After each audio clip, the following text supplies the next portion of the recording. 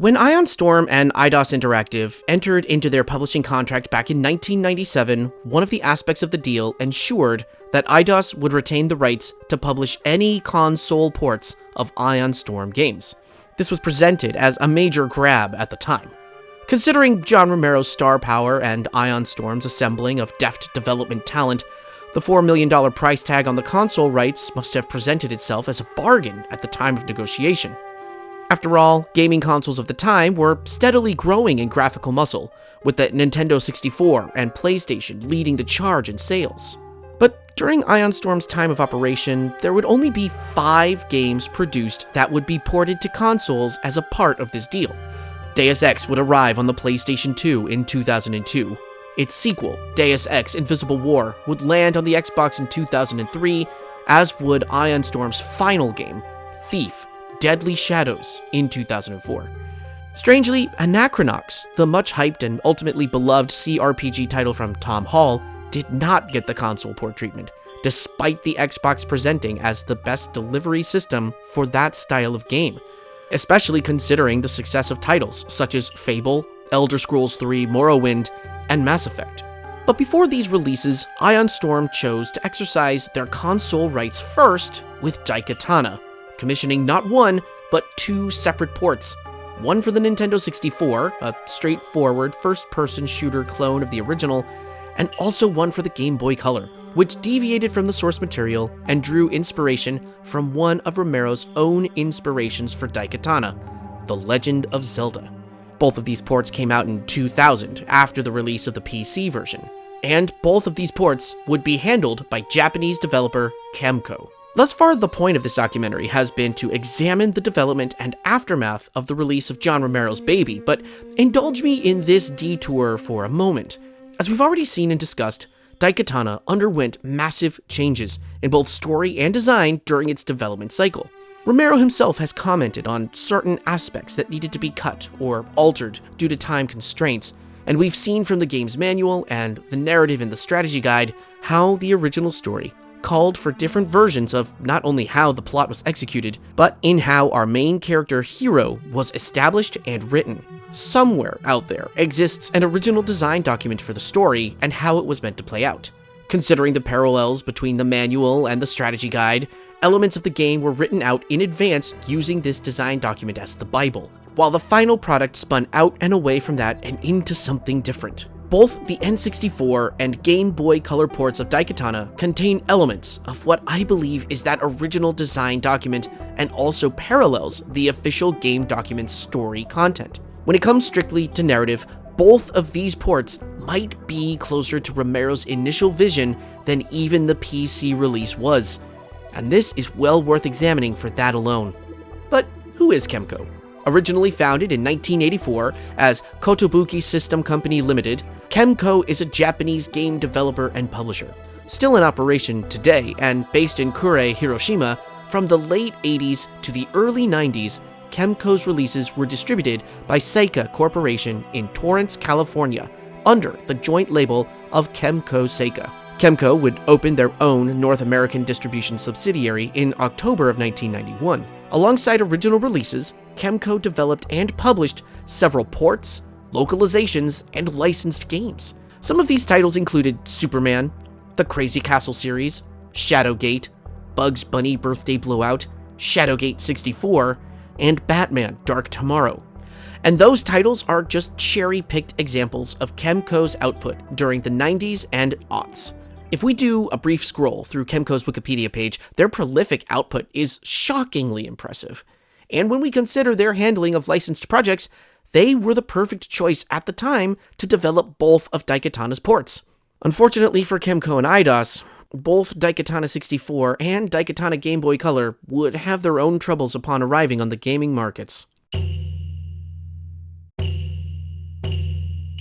Daikatana for the Nintendo 64 was released on July 31st, 2000 as a rental-only title, but was made commercially available for sale later that year. Not much is actually known about the development of this port. John Romero himself announced the game in an interview with IGN back in April of 1997. He stated that the game would be a straightforward port using the N64's cartridge tech rather than wait for the then upcoming 64 DD disk drive peripheral that Nintendo was highlighting as a massive upgrade to their latest console. The 64 DD only ever released in Japan, so it was smart thinking on Romero and Eidos's part to forego the disk drive tech. It should be noted that, much like the PC release, Daikatana 64's release date would be delayed, as the original release date was set for 1998. The final release would take advantage of the N64's expansion pack for higher resolution textures, but it doesn't really feel like it makes much of a difference. Even with this feature available, Daikatana 64 runs at a low frame rate and uses a lot of fog to try and make up for performance. And yes, the graphical downgrade in character models fluctuates between comical and ugly, but considering the limitations of the hardware present, and the size of the game that Kemco needed to adapt, the level of detail actually achieved here is not only admirable, but actually kind of impressive.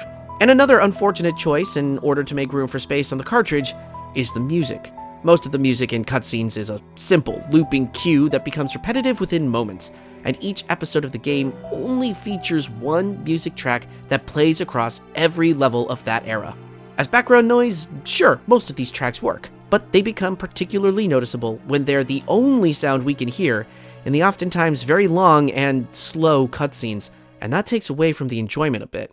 A couple of things that we're going to notice off the bat for differences includes the fact that, rather than start every era with a new set of weapons, every single weapon picked up in the game will be carried over through to the end. Provided, of course, that you still have ammo for them, they can all be used from beginning to end game. It's a bit of a strange sight to see, considering that Romero was adamant in interviews that the weapons in Daikatana would not be carried over across episodes. But as we look further into these ports, we might see evidence that Romero was protesting just a little bit too much on this topic. Weapon selection takes place within a proto-weapon wheel, where you can swivel back and forth along the wheel to find the weapon that you want to use. This operates on a similar concept to Turok's weapon wheel on the N64, except this one is laid out horizontally versus vertically.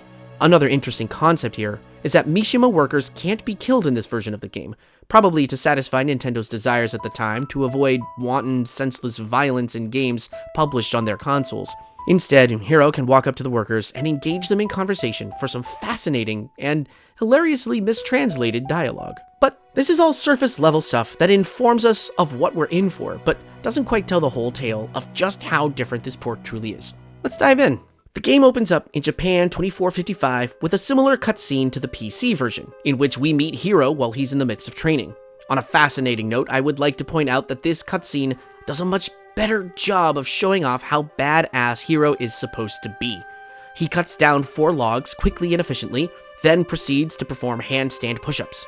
Unfortunately, we're going to notice next that the cutscene has no audio, no sound effects, just music playing in the background to help set the mood.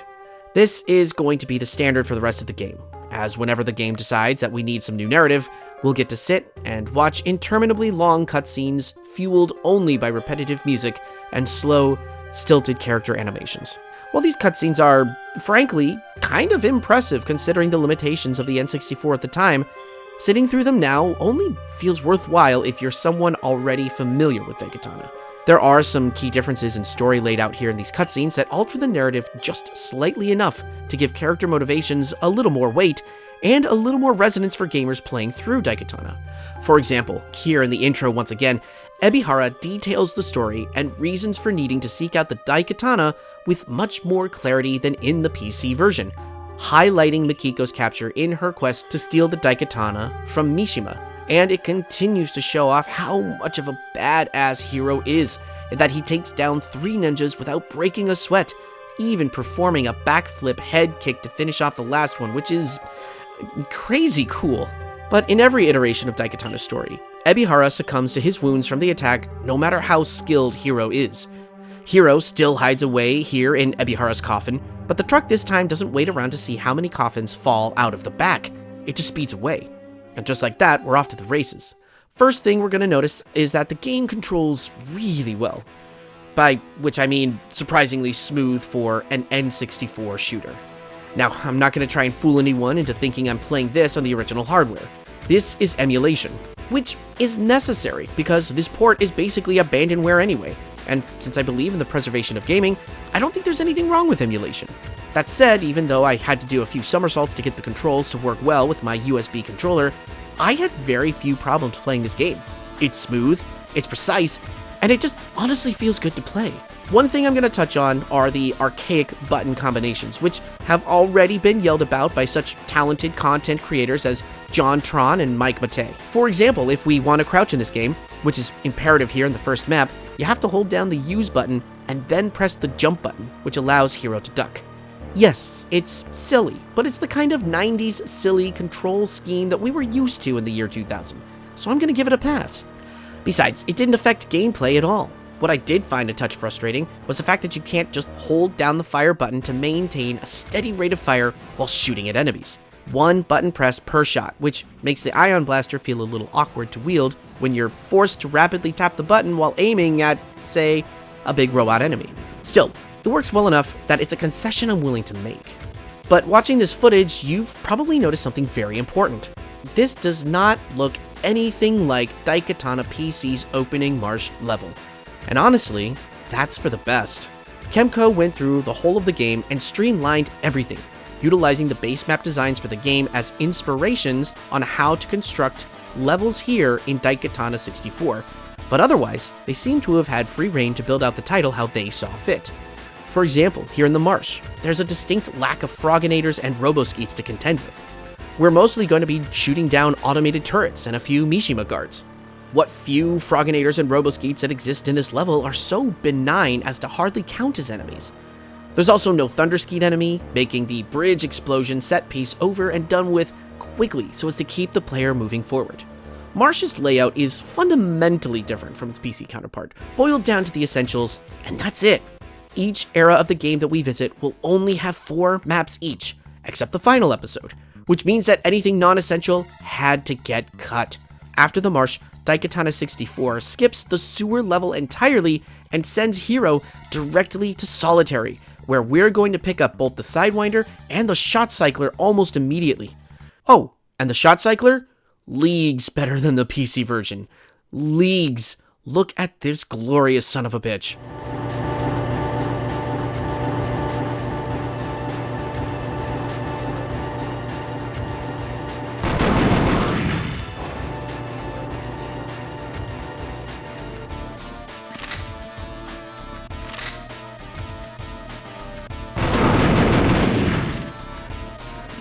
A quick, rapid-fire burst of shotgun shells, a swift reload animation, and we're back in the fight. No muss, no fuss, all killer, and no filler. Kemco understood the assignment and kept everything as straightforward as possible. Speaking of straightforward, the leveling system is now completely automated. Looking over here at our RPG stats, we'll notice that we still have all the same distinct stats as we do in the PC version. But rather than giving players the opportunity to choose which stat to increase upon a level up, the game will simply increase each one in order every time you get a level up. We'll even get the motivational message, "Your stat increased, now go kick butt!" which is a nice little pat on the back for taking down our foes. On the flip side though, in keeping things straightforward, Daikatana has a very limited save system. You can only save between maps, and that's it. Dying in the middle of a level means having to start all the way back over at the beginning of the map. Sure, sometimes this can be pretty frustrating. I had a few maps where I was very near the end and was simply low on health and made one too many mistakes and ended up having to run the whole thing over. A drag, sure, and very teeth-gritting in the moment, but for the most part, these maps are all so small that they hardly take any time at all to get through. And honestly, it works out better than the save gems do in the PC version. Although, despite all this streamlining, when we meet Superfly and he tells us to go back and find the keycard for his cell behind the Mishima sign that we had passed by, we actually have to do a not insignificant amount of backtracking to find the sign, shoot it, and then take the keycard all the way back to Superfly to end the level. Considering the fairly mediocre speed at which Hero moves, this is a little bit of bullshit, and we will definitely get to experience similar backtracking design later on in the game. After a fun little cutscene where Hero and Superfly literally have a conversation while sprinting through the complex, we arrive at Ice Lab. This is a fairly faithful translation from the PC version and provides the player with more find enemy, shoot enemy, and keep moving style gameplay. The combat is Daikatana 64's biggest strength. Kemco wisely chooses to put more focus on exploration and navigation, moving from place to place, finding buttons to press, and hidden passageways to explore. What combat there is nestled gently between map segments as something more akin to target shooting rather than run and gun gameplay. Enemies are merely obstacles, and you, the player, remove obstacles by shooting at them. It isn't very complex or complicated, but it provides just enough resistance to the player that combat feels satisfying, albeit simplistic. And you know what makes it even better? The fact that there are no sidekicks to run around with in-game. It's just you, Hero, the mythical badass, running through these maps on his own, gunning down robots and guards and turrets with weapons that, for the most part, feel better to use than they do in the PC version. For a console shooter, especially one on the N64, this is a breath of fresh air. Japan 2455's biggest deviation, however, comes in the final map, Vault. Rather than a complicated boss fight, in order to reach the Daikatana and claim the sword for ourselves, the game asks us to navigate a timed segment involving rising and falling platforms. We press a button to activate the platforms, and then have to execute a series of perfectly timed jumps in order to run and leap across each platform before the bridge, providing access to the Daikatana, retracts. Once that happens, we'll be unable to reach the sword, and we'll have to start all the way over.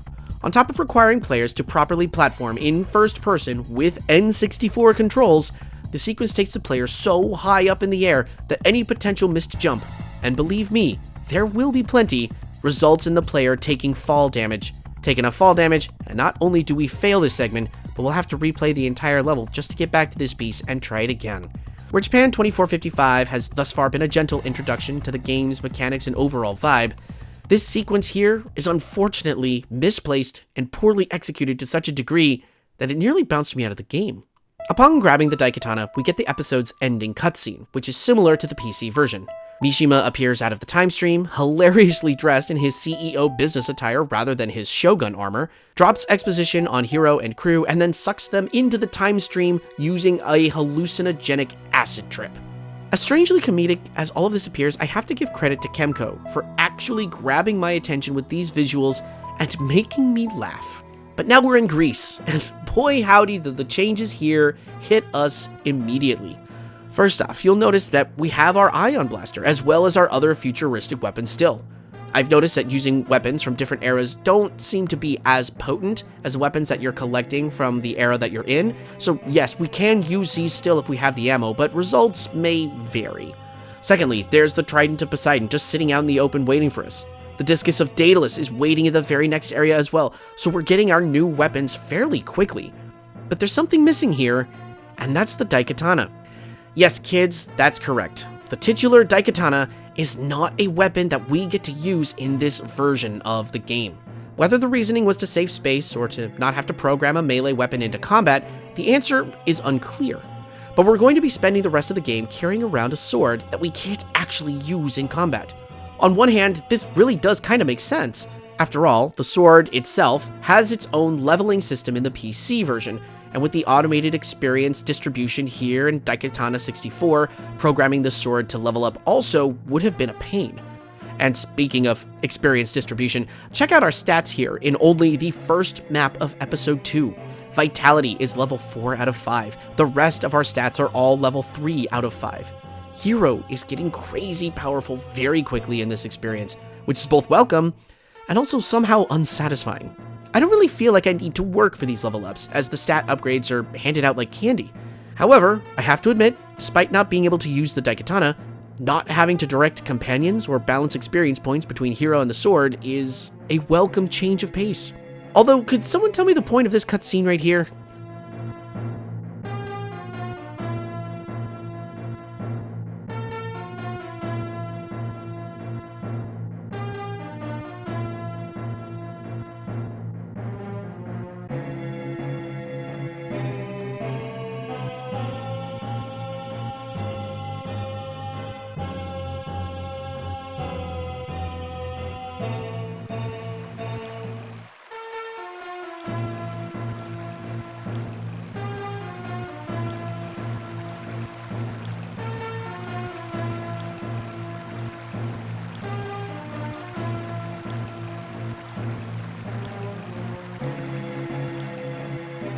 Hero slowly walking down the incline while looking around stiltedly is peak N64 jank, not gonna lie, but it does little for my patience. Then again, seeing Usagi's ghost pop up over here like a creepypasta is an excellent addition. Speaking of creepy, here's some grisly human sacrifices that have been made to the gods. I'm not sure how this made it past Nintendo censors, but I'll take it. The N64 version of Grease's weapons are outstanding, by the way. The Trident no longer has splash damage, and instead fires 3 orbs in rapid succession that are accurate and powerful. The Hammer of Hades is far more effective than the PC version, and doesn't harm Hero when used at full force. The Venomous doesn't just lob poison orbs, it slows down enemies as they get poisoned and makes them harder to hit. And on top of that, the blobs don't bounce off of surfaces. Honestly, all the weapons in this version of the game work better and feel better than they do in the original. That's a big part of why, being as simplistic and straightforward as it is, Daikatana for the Nintendo 64 feels much more satisfying to play through. Of course, there's always going to be some kind of bullshit waiting around the corner when it comes to Daikatana, and when we get to the Acropolis, we find it here. Much like the PC counterpart, we're tasked here with picking up the pieces of the Aegis Key, only this time, they're fragments of a tablet. They're frustratingly scattered about a confusingly laid out map, and in one case we need to blow up an altar to find the piece hidden beneath it. It's not fun. And then, maddeningly, at the end when the tablet unlocks the gate for us to proceed, Cerberus appears, but then the cutscene fades out, and we switch to map 4. Once we open up in the Parthenon, Hiro and Mikiko are just suddenly examining a stone statue, no Cerberus in sight. I'm not kidding in the slightest here, kids. This transition has not been edited at all. We really just get to see Cerberus for half a second, fade out, and then fade back in like Hiro and Mikiko took care of business off camera, and we didn't need to be a part of it. Absolutely banana bonkers. On a slightly disappointing note, Medusa's lair isn't nearly as fun or creepy as it is on PC. Instead, it gets boiled down to some green water flowing around the area here and there, which doesn't exactly induce dread, but the design comes back around in Medusa's arena. After dropping from a ledge shaped like an extended snake's mouth, we see Medusa crawl up onto the center platform, before a brief boss fight ensues. She does this little breakdance-style tail whip attack, which is great, but she's quickly defeated. Her energies go straight into the sword, Superfly is released from his stone form, and thankfully, there's no bonus enemy fight after the boss. Hiro uses the Daikatana to open up another hallucinogenic time portal, which swoops up our heroes, and we're off to Norway. CEO Mishima once again blocks us from moving forward, but the real highlight here is the time stream itself. This multicolored miasma looks like something out of Earthbound, and serves to highlight just how incredibly silly this version of the story truly is. And by silly, I mean Fast and the Furious level, scenery-chewing B-movie awesomeness. I dare anyone to point out a time travel sequence more thoroughly exaggerated than this. I'm also a huge sucker for N64 graphics, so this tickles me to no end. We're here in the Plague Village now, and in one building, there are some dead bodies lying around to emphasize that something horrific has happened here, which is thoroughly surprising because even Romero didn't have dead plague bodies in his game. Kemco is trying to really hammer home how serious the events are here, with sacrifices and plague victims, despite the inherent silliness of the venture. I still can't figure out how this got past Nintendo at the time, because despite the lack of blood and gore, this is honestly a little dark. The village itself has been considerably shrunk in size, as there's only one way to go, and that leads us straight to the church. Thankfully, we're not dealing with any map switching bugs, but instead we're gonna have to solve a migraine-inducing puzzle.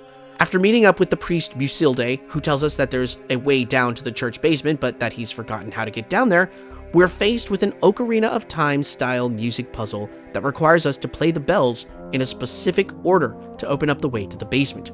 How do we solve this, you ask? We have to go listen to Musilde as he casually puts away some books while whistling a tune to himself. We have to carefully listen to the song that he's whistling and attempt to play it on the bells. Try though I might, I couldn't get the right tune, so I resorted to a walkthrough. Turns out I was only one note off, which is only mildly infuriating. I mean, really, this puzzle doesn't really feel like anyone was going to get it right without a walkthrough. Once we get the musical tones chimed in correctly, we're granted access to the basement, where we will find a volcanic bed of lava populated by velociraptors. Up until this point, I thought that I had seen everything that Daikatana in any version could throw at me. Dinosaurs and a lake of fire beneath a Norse church definitely proved me wrong in that regard. Fortunately, since the game is taking shortcuts, We only have to grab the one key down here in order to leave the village, the exit being guarded by buboids.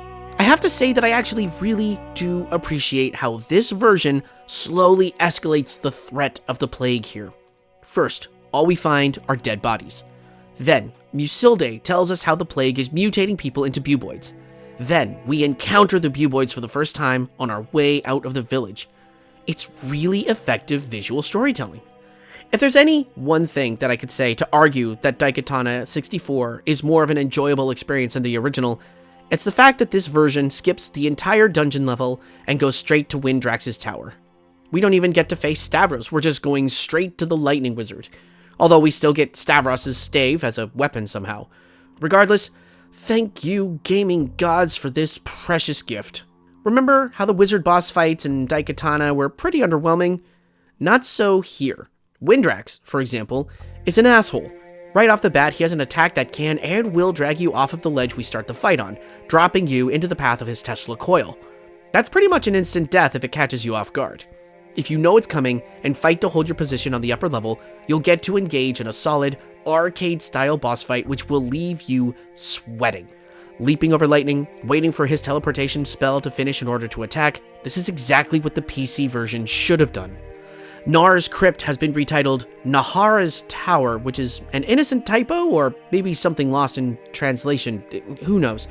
This map appears to combine elements of the dungeon and Nar's Crypt.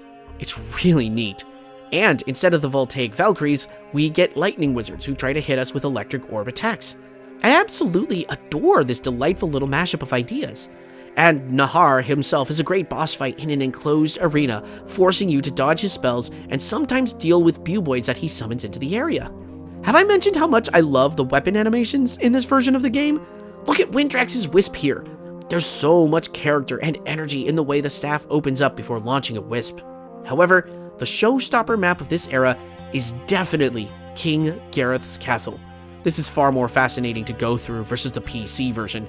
There's a bed of lava, possibly calling back to the church basement, multiple pathways to follow, interior and exterior environments, all of which we get to crisscross as we search for the fragments of King Gareth's Purifier Sword. We can even find the king himself on his throne before we gather all the fragments, and we'll see him lost in his haze, muttering about killing everyone in order to stop the spread of the plague. Gareth's boss fight is straightforward, an exercise in circle strafing gameplay, and that's fine. We've already fought 2 great mini-bosses, this is our reward for staying the course.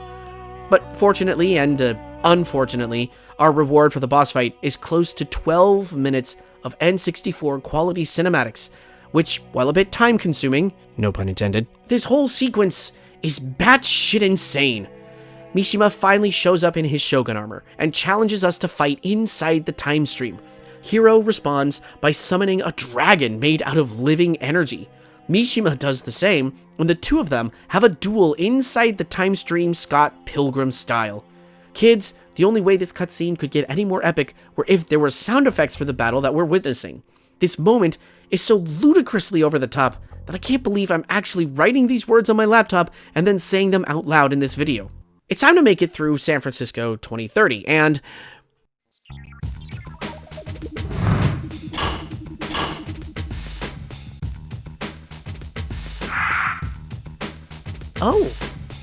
Oh, interesting. Oh, this music track is really good. I'm pretty sure it isn't anywhere on the original Daikatana soundtrack. This is something wholly new. And to be honest, I really like it. After bullying some inmates using Nahara's Nightmare, which, once again, is much more enjoyable to use than his PC counterpart, we get a bomb, and a Glock, and a Kineticore, and despite having some difficulty swimming through the underwater passageways, we can race through Alcatraz pretty swiftly. I love that one inmate in particular just has a bomb on him, but is so hopeless and figures that it just won't do him any good that he simply hands it over to us out of despair. It's at least more straightforward than having to assemble an explosive out of saltpeter and an empty bottle. In my examination of Daikatana version 1.0, I mentioned that both the Alcatraz and Beneath the Rock maps could have probably been combined into one map to save time and space, and much to my surprise, that is exactly what Kemco did here. Using elements of both maps, they've created a unique, fast-paced rocket ride from point A to Z that wastes zero time, quickly escalates into Hiro fighting gang members versus inmates, and drops us right at the speedboats in record time. Kemco has been putting in the work streamlining and reshaping the Daikatana experience into something that flows with speed and precision, with no set of levels ever feeling like they're overstaying their welcome. I get that this version of the game is probably considered bad by default, simply because it is an N64 first-person shooter, released in a time when console shooters really just kind of sucked. But despite the downgrade in graphics and audio, this game is absolutely a gas to play based on momentum and nostalgia.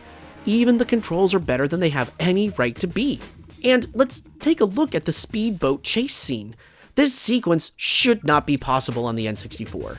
Kemco is truly working with and around the limitations of the N64 hardware to create visual landscapes that absolutely kick ass within the confines of the story. This looks great.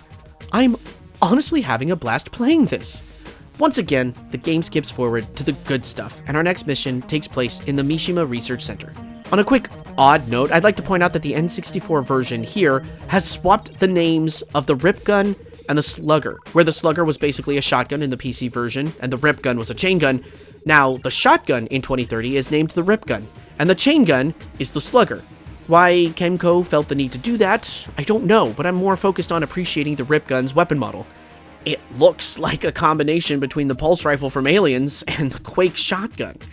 Hiro has quickly become super overpowered. With the speed upgraded to level 4 out of 5, our run speed has drastically improved. It's a little unwieldy in some corners, but considering how quickly we can waste enemies now, it's difficult to really complain about, especially when I'm switching back and forth between some of the older weapons that I genuinely appreciated. Nahar's Nightmare, the Shot Cycler, I still got some ammo for quite a few guns in my arsenal, and as we near the end, I'm not too shy about using them. Mishima Research Center is fairly easy. There's a little bit of back and forth finding key cards, but the difficult areas of the complex are clearly labeled as to where I need to go. And the next map, Mishima Hideout, is an absolute thrill ride. There's enemies around every corner. I'm using every weapon I have on me. I'm running. I'm gunning. It's a straight run to the finish where Mishima is getting ready to escape via helicopter. In a nice touch, we can hear the helicopter waiting to take off in the background, taunting us with the idea that we're not going to make it in time to stop the madman. Which, of course, turns out to be correct. Then, after all of this, Hiro and Mikiko hotwire a jeep to pursue Mishima. Instead of Superfly magically appearing out of nowhere, Hiro pulls up like a badass to grab Superfly at the waterfront, correctly guessing that our buddy had been waiting there for any sign of Hiro after the speedboat incident. This is beyond awesome. This is popcorn chewing, soda drinking, roller coaster, action flick nonsense. We have gone above and beyond the Fast and the Furious, and we're on to Vin Diesel's action masterpiece from 2002, Triple X. Kemco has clearly understood the assignment, and with this final sequence of events has put the pedal to the metal, and I love it. Outside of our final map, the Navy SEAL training complex, Hiro and crew pull up only to be stopped by Navy guards at the gate.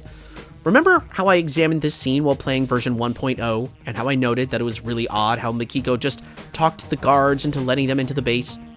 I said specifically that it felt like something had been cut from this scene. Well, in the N64 version, I think I have my answer. Rather than smooth talking the guards outside the training center, Mikiko just stone cold kills the guards point blank, shooting one in the chest and the other one in the back while running away. Her justification? That when they change the timeline, these men's deaths will be reset and it will be like it never happened. I can't say for sure whether or not this was Romero's original vision for how this played out, but this turn right here gives more weight to Mikiko's betrayal at the end of the game. It displays how cold she can be when she needs to be, and how she can justify her own actions in her mind. It's a great scene. But this map of the game here does not mess around. While the environments are a little bland and samey, the action is anything but. First off, we're taking down armored jeeps and a helicopter outside the base. Then, we're sprinting through the hallways, gunning down enemies left and right as we descend lower and lower toward the base's nuclear reactor. It's nothing but high-caliber corridor shooting, the culmination of Daikatana 64's slow but steady escalation of the amount of action we've been asked to tackle. At this point, it's become fast-paced target shooting, and it feels really good to play. Once Hiro and crew catch up with Mishima, we're treated to the single best cutscene in the game. Hiro faces off with Mishima, who summons a group of mythic creatures from the Greece era, and Hiro goes all old boy and stomps every single one of them. Then Hiro's ancestor Usagi appears and imbues the Daikatana with his ghostly essence, and now, at last, we finally get to use the actual Daikatana in combat for the first and only time in the game.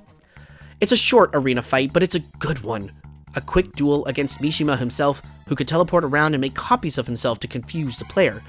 Still, he's fairly easy to take down if you take your time, and eventually the Mad Time Lord falls. After this, it's another 10-minute long cutscene that, well, plays out just a little too slow for good measure. Check out the dialogue from Mikiko, though, questioning how many alternate realities were created from their time travel shenanigans. Hold that thought for later. All of this plays out basically the same, however, and once Hiro charges up the Daikatana in the nuclear reactor, Mikiko steals it and kills Superfly, and Hiro yells about honor and good versus evil and yada yada yada, and then we have one last boss fight against Mikiko herself.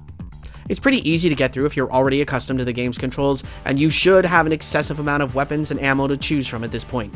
It's really only a matter of how long it'll take you to take down Mikiko. But I want to point out, this revolving chamber in the nuclear reactor is really incredible set design and animation. I love how much detail went into this little boss arena, so much. And then we end the game much the same way that the PC version ended. Hiro chooses to go back in time to prevent this outcome from taking place. We zip forward to the restored version of Japan 2455, and Mikiko and her father have a conversation about being unable to find the Daikatana. In the background, Mishima, clearly an underling for the Ebiharas in this restored timeline, is engaging in some slapstick comedy while Security Chief Superfly Johnson drops some wisdom. Once again, this is pretty much the same ending as the PC version, but there's a significant difference. As the camera pulls out at the end of it, we're treated to the sight of some birds flying across the brightly lit sky, a contrast to the darkened skies we saw in the PC ending. And then, there's a somber but optimistic montage of angles surrounding Mount Fuji, where Hiro is sitting, drinking tea, and reading from a book, while a hopeful tune plays in the background, and we see the Daikatana, not buried underground like in the PC ending, not hidden away in solitude, but resting on a mantle like a prized possession, like a weapon ready to be used again, if need be. Hiro has altered the timeline for the better, and he appears now as a protector of time, instead of the guardian of the Daikatana. There was something so somber and sad about the ending of the PC version of Daikatana, as though it meant for us to believe that Hiro had chosen to live a life of solitude in order to protect the people he'd come to cherish. But here, this ending is so much more hopeful. Instead of the life of a man intentionally keeping himself away from his friends in order to protect them, Hiro now seems poised to be a protector of time itself, and having restored the timeline to its proper place, sits and rests easily, happy in the thought that his friends have a life worth living. That's such a stark contrast to what we've seen before that I can't help but wonder if, again, this was Romero's original vision, but chose instead to have his ending be one of implied misery and self-sacrifice. Perhaps he altered course at the last minute to choose the darker ending. Who knows? It's difficult to tell just from viewing this cutscene alone. Daikatana 64 is an interesting little piece of console shooter history. When compared to other N64 shooters of the era, it's less versatile and engaging than GoldenEye, not nearly as robust or complex as Perfect Dark, and doesn't have the same hook as Turok Dinosaur Hunter. What it does have is a meaty swing at an interesting narrative within a first-person shooter, succeeding in many ways while failing in others. Had the hardware been up to the task of allowing for spoken dialogue in the cutscenes, the lengthiness of them probably wouldn't have been felt as much as they were. As they stand, they're mostly 5 to 10 minute cutscenes featuring repetitive, looping, music cues, and no sound effects. Sitting through most of them was a bit of a chore, but there were enough radical surprises within them that I felt compelled to watch them all, lest I miss some other minute instance of fascinating and ludicrous badassery. I mean, in the cutscene where Hiro and Mikiko talk about destiny and honor, Hiro straight up catches the Daikatana with his bare hands as Mikiko swings at him, and then he headbutts her in the face. This version of Hiro is so badass that I'm actually physically angry with the limp noodle lunkhead that we got on PC. Yes, the gameplay is straightforward. Yes, the graphics are muddy and sometimes ugly even for N64 standards, but man, this was a blast. It took me a little under 5 hours to play through the whole thing, about a quarter of the length of PC Daikatana, and it never outstays its welcome with any stage.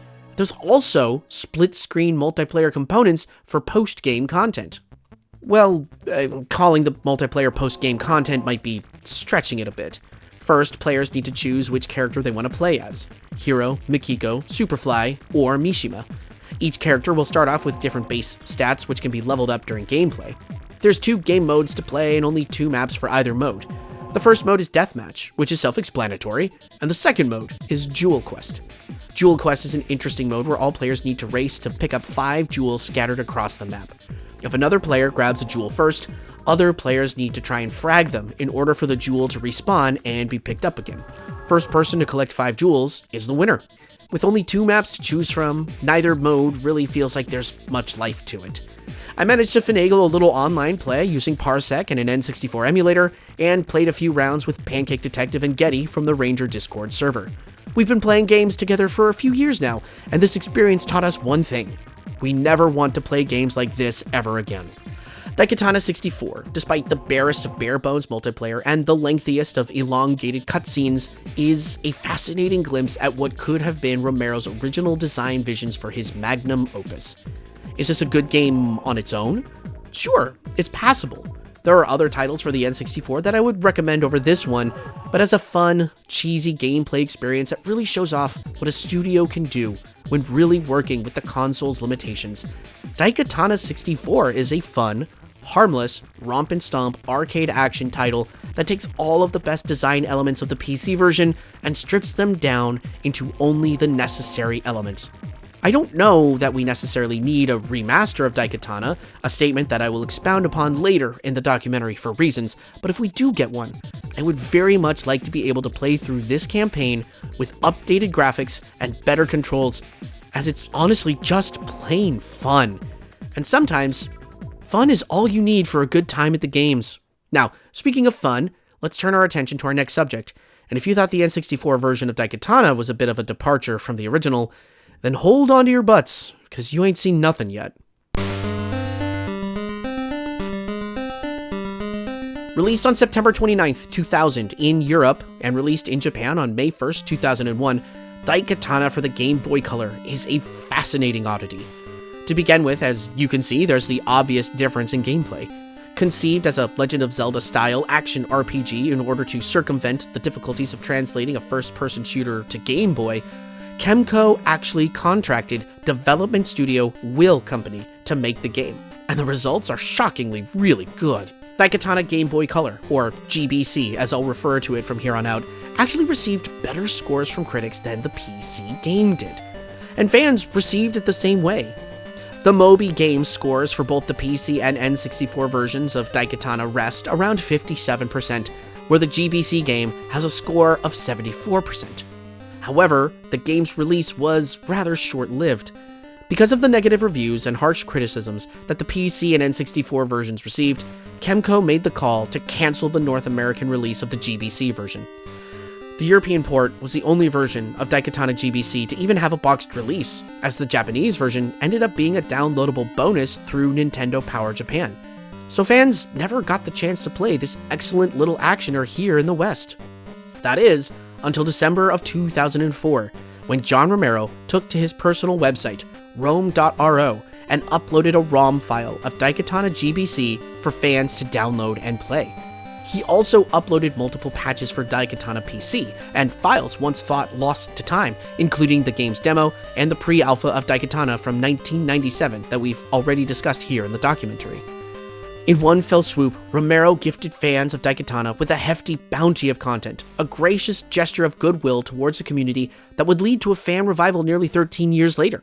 But that's jumping ahead a bit. The development of Daikatana GBC was led by Takeo Mogi, a freelance developer who'd worked with Kemco previously as the director of Shadowgate 64. Mogi worked with contracted studio Will Company, whose output included the PlayStation psychological horror adventure game Juggernaut, as well as the Silent Hill play novel, a side story in which players engaged with a choose-your-own-adventure-style game for the character of Sybil Bennett.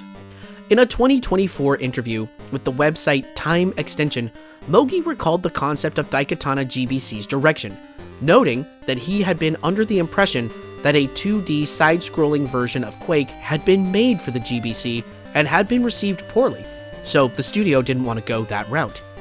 Now, as you kids probably already know, there isn't a 2D side-scrolling version of Quake for the Game Boy Color, but I'd like to break from documentarian thinking for just a moment and say that if anybody wants to make a 2D side-scrolling platformer version of Quake, I'll pay you money for it.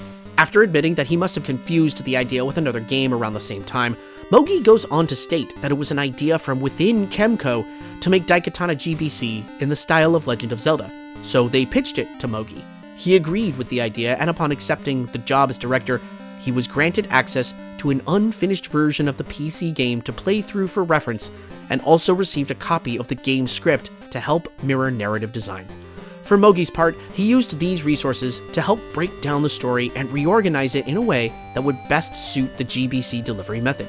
When asked if there were any fun stories about development of the game, Mogi responded by stating that the developers originally wanted to write out the kanji for Daikatana intentionally wrong, as a tongue-in-cheek joke about how Western content creators oftentimes bastardize or simply incorrectly present Japanese culture in media. What better way to make a joke about that than by adapting a Western game as a Japanese studio and intentionally making the kanji wrong? However, the idea was abandoned, as Will Company didn't want to unintentionally embarrass Nintendo with what would no doubt be seen as a huge mistake from a Japanese studio. Now, as we start our examination of this game, hopefully based on what I just mentioned to you, I don't have to point out that I am playing this game through an emulator. It's unfortunately, literally, the only way to play this game, and considering Romero's distribution method of uploading the ROM to his personal website for fans' enjoyment, I don't think it's going to ruffle too many feathers. With that out of the way, let's take a look at Daikatana GBC. Much like with Daikatana 64, Hiro will have access to every weapon he picks up during the course of the game, although ammunition is much more sparse here, so we won't be able to stockpile nearly as much as we could in the N64 game. The GBC port also features looping tunes and long cutscenes, and only one music track per episode. However, the chiptune sensibility adds a bit of flair and nostalgic lean to the proceedings, reminiscent of how older NES games would craft their background music so there would be texture and flavor to hearing the same tune over and over during a specific part of the game. In this sense, the music never fails to enliven and refuses to become either boring or stale. And, like the N64 version, we won't have any sidekicks to control remotely while playing the game. The GBC title takes a different route entirely. There will be moments during the game where we will take control of our sidekicks and play as them in order to get past certain obstacles. The biggest downside to this is that our sidekicks are unable to use most of our arsenal. It feels a little arbitrary to cut off 90% of available weapons when playing as a sidekick, but whatever the reason for this decision, these sequences are few and far between, so it's a minor frustration at best. Opening in Japan 2455, the game uses the first sequence as a combination tutorial and introduction to the backstory. Toshiro Ebihara appears at Hiro's dojo, as per usual, except here we don't see Hiro training alone, but actually teaching other students. When the ninjas attack, Hiro's students step up to delay the attack, giving Hiro and Ebihara enough time to escape the dojo. Intercut with this are brief tutorials, teaching players how to jump, push objects, attack, and generally move about. And between these moments, we'll get another short cutscene where Ebihara continues his story about the lore of Daikatana. It's also effortlessly done, delivering bite-sized doses of information while allowing players to continue progress. And, in a simple yet effective touch, all dialogue is color-coded for each specific character, so we, the gamer, always know who's talking simply from the color of the text. That's effective game design. In this version, Ebihara is mortally wounded not by direct attack from a ninja, but from a ninja exploding in defeat. Rather than ride in a coffin, Hiro simply continues on, tasked by Ebihara to find Mikiko and the Daikatana. From the outset, Hiro has access to two weapons, the Ion Blaster and a training sword. The training sword is a great addition to the combat loop, as it works well when there's no ammo around, but it also makes it easier to get used to melee combat before we pick up the Daikatana itself. The melee attacks with the sword, and also later the hammer, are going to be critical to master. Melee has a knockback effect on most enemies, and there will be times in the game where that knockback will not only be crucial, but borderline mandatory to utilize. But first, the graphics here, the color palette, the detail in the pixel art, all of this is gorgeous. If any of you watching this are interested in playing this game in the slightest just based on the graphics, I highly recommend you go play it. It's free, it's easy to set up, there's no reason not to. By the time the year 2000 had rolled around, developers had been working with GBC hardware for a few years. This is an excellent demonstration of minimalism used to maximum effect. One thing that I have certainly enjoyed about playing all of these games and the various ports has been seeing the differing aesthetic choices made for each Daikatana. Here, Will Company thoroughly leans in to the chibi pixel art style associated with Zelda's Game Boy iterations, and the game is all the better looking for it. Speaking of Zelda, I'm sure that you kids can see the Zelda influence at work here. We are going to be running, jumping, swinging swords, and firing weapons at enemies as we move from screen to screen. Switch and item puzzles are the word of the day here. We'll need to find switches to activate doors, or push objects into doors, or activate switches to activate bridges, or step on objects to activate other switches. Daikatana GBC is, for better and for worse, a delightful Zelda clone. Sure, it's more than just a clone, but if you've ever played a classic 2D Zelda game, then you know exactly what you're in for here. Aside from some jumping puzzles and a little bit more maneuverability, utilizing Zelda as a baseline experience for this game was not only a solid choice, but an exceptional one that elevates Daikatana GBC beyond its source material. Adding to this is the fact that you can save your game literally at any time in one of the 3 save game slots, which is really handy for some of the game's tougher boss fights and combat puzzles. The GBC Japan 2455 opening is briskly paced. Within half an hour, we've found and rescued both Superfly and Mikiko, we've picked up the Sidewinder, and we've found the Daikatana in Mishima's vault. This might make it seem like the game is going to be far too short to be a worthwhile time, but put those thoughts on hold, because once we enter Greece, that sensation of moving through the game too quickly comes to a delightful, screeching halt, and it turns out that Japan 2455 is more of an introductory era. The real meat is just beginning to present itself. We've got knife-throwing skeletons, a mythic monster boss who provides us with the Hammer of Hades once defeated, an underground labyrinth with multiple entries and exits, environmental puzzles. Greece is stunningly massive, sprawling multiple maps with danger on every screen. Our overall goal here is essentially the same as the other versions of the title, in that we're collecting fragments of the Aegis Tablet, or as it's called in this version, the Greek Tablet. There's some fascinating exploration of the Greek ruins as we progress, with a darker, somber version of the Lost Epoch track, which when combined with the chiptune delivery method, transforms from the heroic theme it used to be into something much more ominous and even slightly sinister. When it comes time to face Medusa, Mikiko notes that the massive statue of Athena isn't just a statue of the goddess, it's the goddess herself turned to stone, a nice little touch. And then comes the fight against Medusa herself, which is astonishingly difficult. So here's Medusa, looking much more like the Anaconda from Anaconda than the big-tittied snake woman that we've seen in previous versions. She spits poison at us while her little snake familiar here roams the platform that we're on, doling out excessive amounts of damage and making it difficult to get out of the way of incoming attacks. We can't touch the water that Medusa floats in, as his purple coloration indicates that the water is actually poisonous, something that we discovered earlier in the map. At first, this is a frustrating barrage of damage done to Hero, with little defense against any of it, until we remember that the melee attacks do knock back. Using the Daikatana, the key here is to attack the snake familiar with a melee weapon to throw it into the water. With that out of the way, we'll have a much easier time attacking Medusa. Eventually, she'll summon another familiar, and we'll have to knock that back into the water before continuing.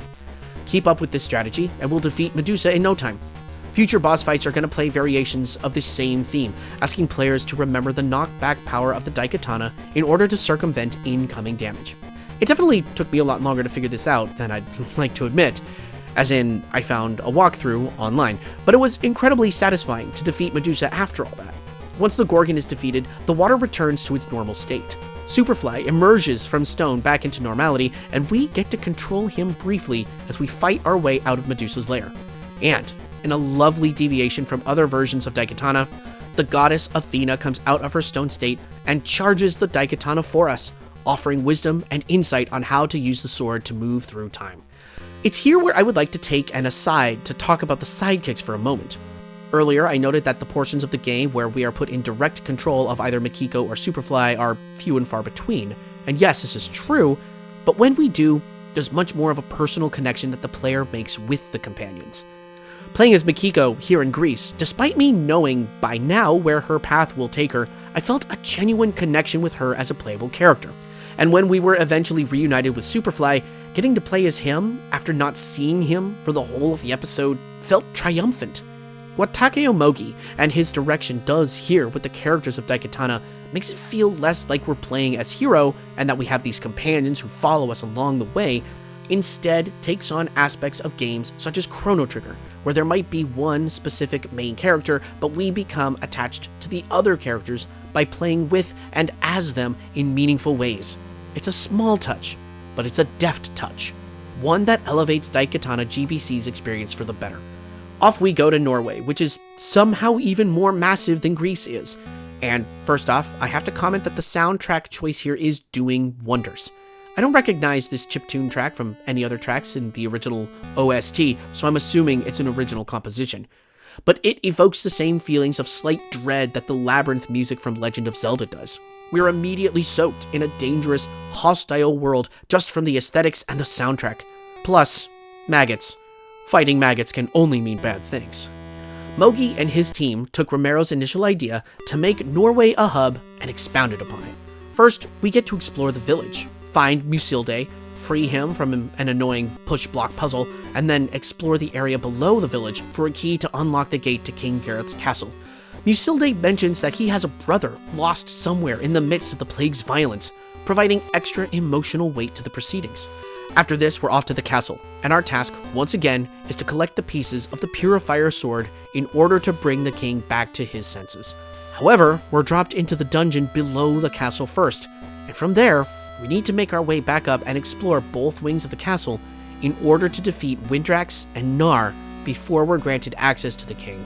And, unlike the PC version, Windrax and Nar are no joke. They teleport in and around the arena. They fire projectiles and are a major pain in the ass. There's a bonus boss for us in the dungeon we're dropped in earlier as well, a giant pig man thing that we're forced into combat with if we want to proceed.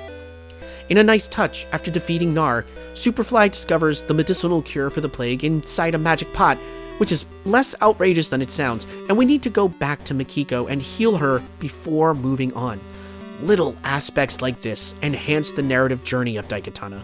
In fact, even at this point, I would say that Daikatana GBC fully embodies and provides the best version of Daikatana's story. I actually care about Mikiko's illness. I feel like I'm on a journey with both of my companions instead of forcefully shoving them around combat arenas. And the story told here is woven brilliantly between gameplay segments. Norway's section succeeds in empowering the players to make significant change in a village where disaster and disease have struck. Lives are at risk. Brothers have been separated. There are stakes and consequences to failure. This is excellent game design. Once we make it to King Gareth, his madness leads him to attack us, but this isn't so much a boss fight as it is a mini boss fight. We just need to knock some sense into him before Nar makes a dramatic return and the real boss fight of this episode gets underway. Nar transforms himself into a dragon, and the king grants us use of the Purifier Sword to fight with, which is an excellent weapon in that it's both melee and ranged. The Purifier fires a holy projectile with each swing, and we're gonna need it. Dragon Nar is a tough son of a bitch that flies around, dive bombs Hero, and breathes fire. He's tough, but not impossible. You'll just feel like it's impossible while working on establishing the timing of the attacks.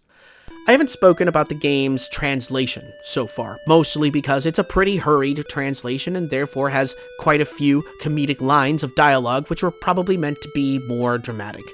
But I have to point out how succinct it is when Hero tells their story to King Gareth, and instead of telling the whole story for the player to read through, it just says, explains. And that's honestly just good writing. Once Gareth charges the Daikatana, Hero and crew head back to the time stream, where Hero and Mishima engage once again in Scott Pilgrim Energy Dragon combat. This genuinely feels like it must have been something that was going to appear in the PC version but was abandoned. And then we're in San Francisco 2030 with another banger chiptune track that has no reason to go this hard. A flashback sequence tells us that Mishima apparently skipped the whole "I'm gonna take credit for developing a vaccine and get rich and become a super corporation" angle, and skipped straight into taking over the world using future technology, which is the direct method one should take when considering supreme dictatorship, and I appreciate that Daikatana GBC properly embraces that. We get to control Superfly during our journey to escape Alcatraz. Superfly apparently can't use a Glock for some reason, and then we disguise ourselves as cargo to get shipped off the rock and be sent to the mainland. Alas, no speedboat chase sequence here. However, we take a breezy journey through Mishima Labs, fight a weird brain thing, and then make our way upstairs to the helipad where Superfly is waiting to give us an exit. We got separated as cargo, you see, and Superfly ended up at the Navy base, so he stole a chopper and then came to rescue us. Except we need to turn around and head back because Mishima is on his way to the Navy base. I love how Hiro stops to apologize to Superfly for needing to turn right back around, as well as this bit in the chopper where they're asked for a landing code and Superfly digs the pilot out of the locker that he had stuffed him into to get the code. Daikatana GBC has a great sense of humor. Hiro and crew make it to the Navy base just in time to witness Mishima murder the general for not following orders, and then blames Hiro for it, and our crew is taken prisoner. But the ghost of Usagi, who appears much more frequently in this version than in any other game, appears to let us free. And then, we're on to the worst section in the game. Mishima's tower isn't that bad, necessarily, and the puzzle to unlock access to Mishima himself is sound on paper, but unfortunately, it's a tedious process that took me far too long to figure out. In fact, I didn't figure it out. I needed a walkthrough. Essentially, there are 4 dragon statues in Mishima's tower that can be rotated to face either north, south, east, or west. There are 4 doors that remain locked unless you point all of the statues in the correct cardinal direction. Now, you would think that turning them all north would unlock the north door, but you'd be mistaken. You have to face them all south to unlock the north door. Basically, whichever door on whichever cardinal point you want to unlock, all the statues have to face in the opposite direction. And the statues are all on very different points of the map, so it takes a lot of backtracking in order to get to any of them to turn them to face the correct way. It's a tedious, boring, frustrating puzzle with a backwards combination that only serves to frustrate players. It's a damn shame too, because I had been enjoying this game thoroughly up until this point, but this puzzle is an egregious mark against it. Once we've solved everything though, it's on to the final boss rush. A samurai, Mishima in human form, and Mishima in his final form. Mishima in his human form is the tougher of the two, in that the way to attack him is not readily apparent. He appears with 2 glowing balls of energy protecting him, and you'll need to use a melee weapon to knock them away in order to get in a hit. Then, Mishima's powered up form is just a grueling test of patience and resilience as he teleports in all over the arena, summoning projectiles to track you. He's hard, but just like every other boss in this game, he falls eventually. And then, we're finally at the endgame. This ending might be my favorite out of all 3 Daikatana experiences. As usual, Hiro decides to use the nuclear reactor to charge the Daikatana, and Mikiko steals the sword. But she doesn't kill Superfly this time, she just knocks him unconscious. The fight with Mikiko is a bit tough because the arena is super small, and we're probably not going to have a lot of ammo by this point. Once defeated, Mikiko flees, pursued by Hiro and Superfly. In the reactor, Mikiko prepares to attack Hiro one final time, but he steps out of the way, and as she falls, Superfly tries to stop her from falling into the reactor, only for both of them to fall in. Hiro, heartbroken, realizes that as long as the Daikatana exists, there will be tragedies like this happening in other times and worlds. Enraged, he decides to embark on another quest to prevent this from happening. The final cutscene takes us to what is called another parallel world. Much like what we've seen in other titles, Mikiko and Superfly are speaking to her father, Toshiro Ebihara, who appears to have been restored to the role of benevolent scientist and businessman. While they talk about their fruitless quest to recover the Daikatana, Mikiko, this time, takes a rather cold stance, stating that if the Ebiharas are ever going to rule the world and create utopia, then they need the Daikatana, and she will stop at nothing to find it. Then we flash to Hiro's dojo, just like in the opening scene, only this time a worn-out and disheveled Kage Mishima enters, seeking Hiro's help. He begs Hiro for help in overthrowing the dictator Ebihara and asks Hiro if he's ever heard of the Daikatana. Cut to the credits, rising over waves of cherry blossoms falling across the screen. This ending has so many implications that I don't even know where to begin with them. In Daikatana 64, Mikiko mused about how many alternate timelines had been created by their interference, and here we get to clearly see an entirely different timeline to the one we just experienced, where the Ebiharas are not benevolent, but cruel dictators, and Mishima is the one out to stop them. This implication shows that perhaps it isn't about whether or not the Ebihara or the Mishima clan should be in power, but that the pursuit of the sword creates a corruption and a lust for power. And, not only that, but that this is happening not just in this timeline that we have been experiencing, but across multiple timelines and worlds. It's an endless loop of violence and misery that somehow always ends with Mikiko and Superfly dead, whether they're on our side or not. It also opens up the idea that every Daikatana tale, PC, N64, and GBC, are all canon, as they all take place in slightly different timelines and worlds, which that, in itself, is a remarkable idea. In many ways, both ports of Daikatana highlight the frustrating notion that the PC version was a game built upon promise and hope and a framework of narrative execution, but was changed so much throughout the course of development that any good intentions eventually fell by the wayside. Hiro, in the PC version, was promised as a Renaissance man of the future, an expert in physics and the ancient art of warfare, but was delivered as a clunky dumbass who could barely pay rent without injuring child students. Yet we see this promise fulfilled in the N64 and GBC ports, a character who is competent and worthy to carry the Daikatana, to rise up and meet the expectations of his ancestry. Both ports also carry over weapons across each era, which, despite Romero's protests, must have been an aspect of gameplay from the beginning design document. There's also the endings, one which hews closer to Romero's vision, but in a more optimistic light, and one that is arguably even darker than the PC original. But it is the game's treatment of the companions that draw the most attention to what went wrong with Daikatana outside of being an unfinished product. The story. Daikatana 64, in eliminating companions within gameplay, allows the players to focus strictly on the fun, run-and-gun game mechanics, experimenting with weapons, and enjoying the exploration of the oftentimes clever stage design.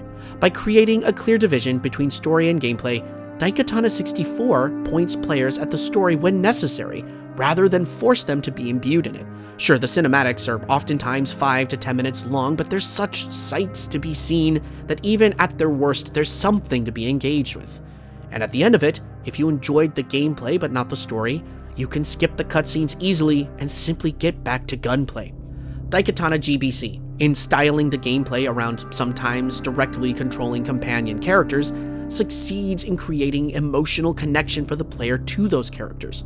Yes, we can control both Superfly and Mikiko to an extent in the PC version, but that feels more like an impersonal and indirect experience, because we can see the man behind the curtain.